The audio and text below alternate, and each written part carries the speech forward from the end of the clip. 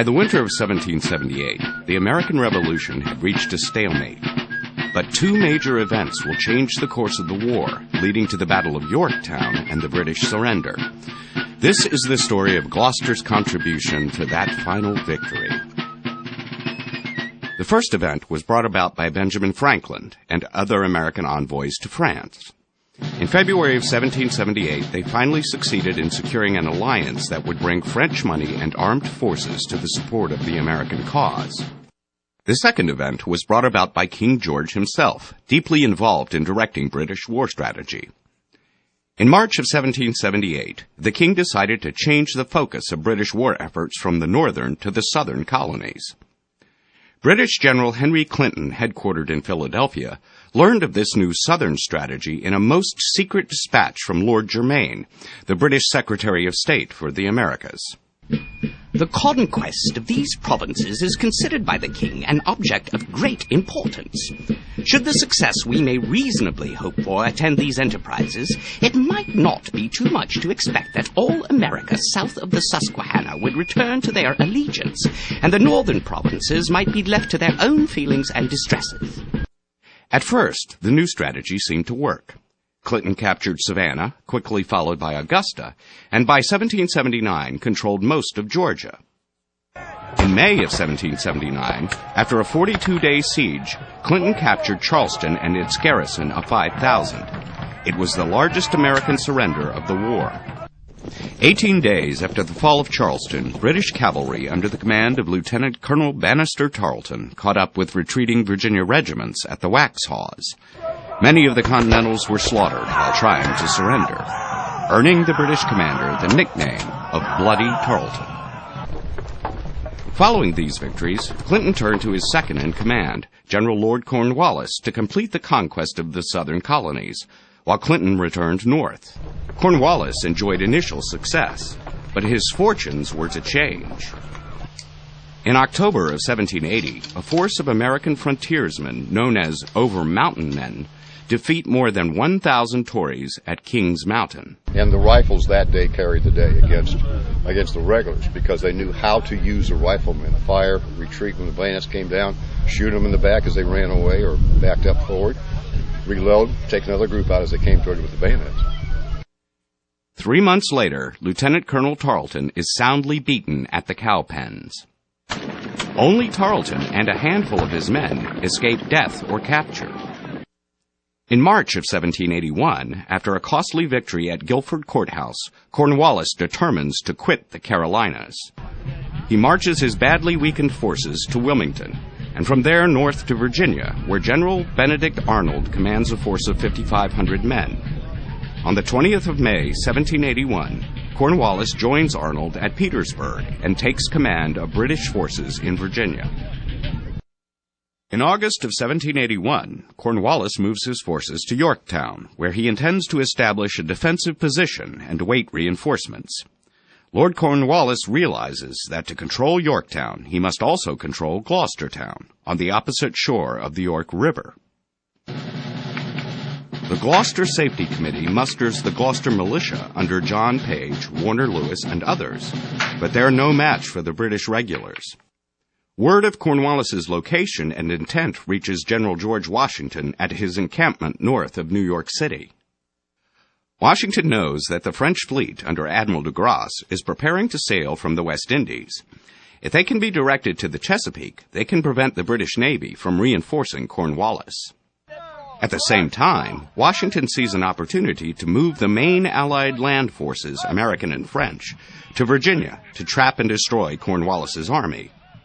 On August 19th, the Allied armies of Washington and Rochambeau secretly begin to march south. De Grasse defeats the British fleet and seals the mouth of the Chesapeake Bay. He sends ships to the York River, where French troops disembark. While most French troops land on the Yorktown side, more than 800 infantry come ashore at Warehouse Landing in Gloucester. In addition, the French troops known as Lauzun's Legion are ordered to Gloucester.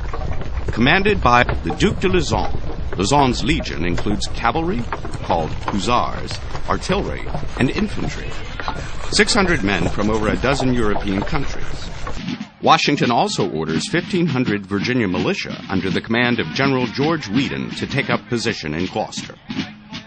As the battle begins, there are more than 3,000 Allied troops in Gloucester under the overall command of Brigadier General Claude Gabriel de Choisy. They face about 1,000 British troops, including cavalry commanded by the notorious Lieutenant Colonel Bannister Tarleton. Feeding these men requires constant foraging of supplies from the local area. Local people in Gloucester, as well as anywhere else, but that time in the war, would trade with anybody who could pay them in gold or silver. On the morning of October 3rd, 1781, Tarleton leads the British forces out of Gloucester town for a grand forage. Philip Tulliver, stationed as a lookout for the Allies, sends a dispatch to General de Choisy. The British are on the move. What makes Gloucester unique in this siege is the fact that we have the largest cavalry engagement of the War of Independence going on here, the Battle of the Hook. De Choisy orders the Duc de Luzon to lead his troops down the main road, today's Route 17, to seek out Tarleton. As the French forces pass near Sewell's Ordinary, the Duke encounters Mrs. Whiting. I saw a very pretty woman at the door of the farmhouse on the high road. I went up to her and questioned her. She told me, "As a matter of fact, sir, Colonel Tarleton was just here, and he said he was most anxious to shake hands with the French Duke." I assured her I had come on purpose to gratify him. That moment, shots rang out. Luzon and his men rushed toward the sound of the gunfire. Soon after this, forward French troops encounter Tarleton's legion. Shots ring out, and the main body of French troops advance. Luzon's cavalry, the Hussars, see the British line, form up, and attack Tarleton's mounted dragoons. The Hussars' charge is strong and rattles the British. Tarleton himself is actually unhorsed, and his horse possibly wounded. The British infantry attack Luzon's flank and provide an opportunity for Tarleton to be rescued by his dragoons. The British cavalry falls back behind their infantry and reforms. Tarleton counterattacks Luzon's hussars and drives them back. By this time, 200 grenadiers of the Select Brigade of the Virginia Militia are on the field. Luzon's horsemen fall back under attack through the Virginians. Lieutenant Colonel John Mercer leads the Virginians in a furious assault on the British. After a short but intense firefight, the Select Brigade repulses Tarleton's counterattack. Tarleton retreats back to fortified Gloucester town. Later in the day, General de Choisy sent the following dispatch to George Washington in the Allied lines encircling Yorktown. "We have met the enemy, who is in number about 500 men, cavalry and infantry. The 200-man Grenadier Americans have behaved exceedingly well."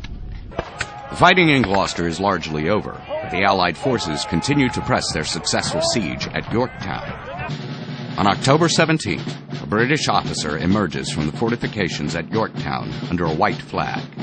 The surrender of the British forces at Yorktown and Gloucestertown is negotiated on October 18th. The surrender will take place the following day. The Articles of Capitulation call for the garrisons of York and Gloucester to surrender themselves prisoners of war to the combined forces of America and France. We could not have won the war without the French. I mean, hands down. They had the money, they had the navy, they had the guns. On October 19th, the British forces at Yorktown march out at 2 p.m., while across the York River, the British forces at Gloucester march out an hour later at 3 p.m. What also makes Gloucester unique, of course, is that British forces over here, Crown forces over here, march out after the surrender in Yorktown is already over. The British garrison at Gloucester surrenders 1,100 men and 300 horses to the Allies. Bloody Tarleton does not appear on the surrender field. When the surrender took place, Tarleton did not want to be released or given to the Americans, the Continental Army, because he was afraid that they might just outright hang him. So he surrendered to the French. The British Southern strategy has failed, resulting in an American and French victory and independence for our new nation.